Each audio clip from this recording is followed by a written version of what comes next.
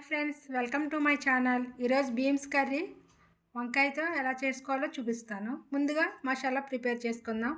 జీరా 1/2 table spoon, గసగసాలు 1 table spoon, లవంగాలు 4,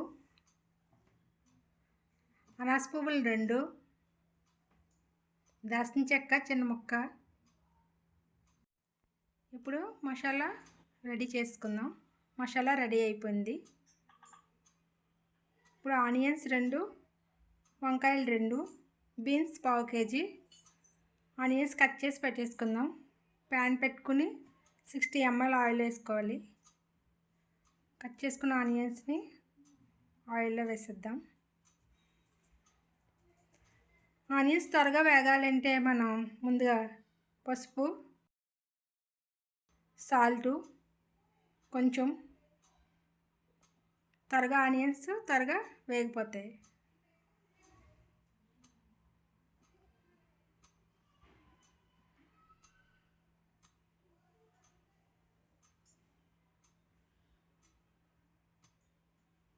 onions త్వరగా వేగిపోయినాయి.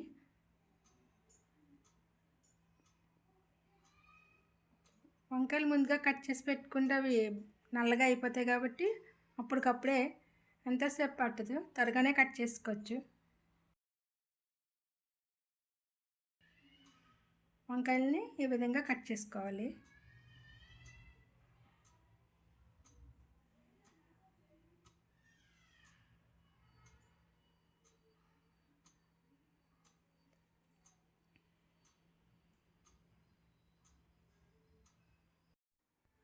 హాఫ్ టేబుల్ స్పూన్ అల్లం వెల్లుల్లి పేస్ట్ వేసుకోవాలి.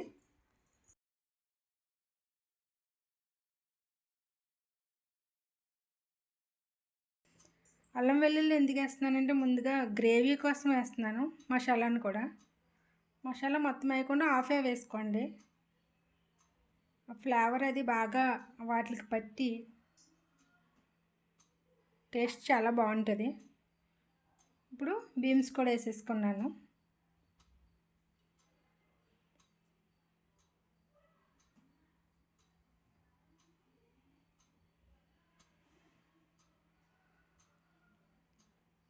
టూ స్పూన్స్ కారం వేసుకోవాలి.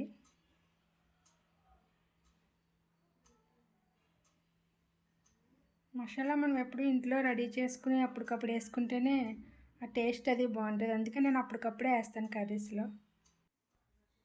ఇప్పుడు తగినంత వాటర్ వేసుకోవాలి.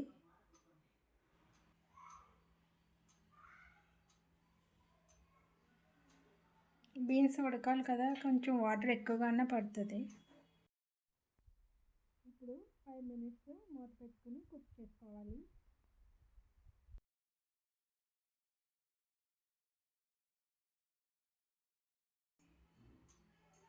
మిగిలిన మసాలాని వేసేద్దాం.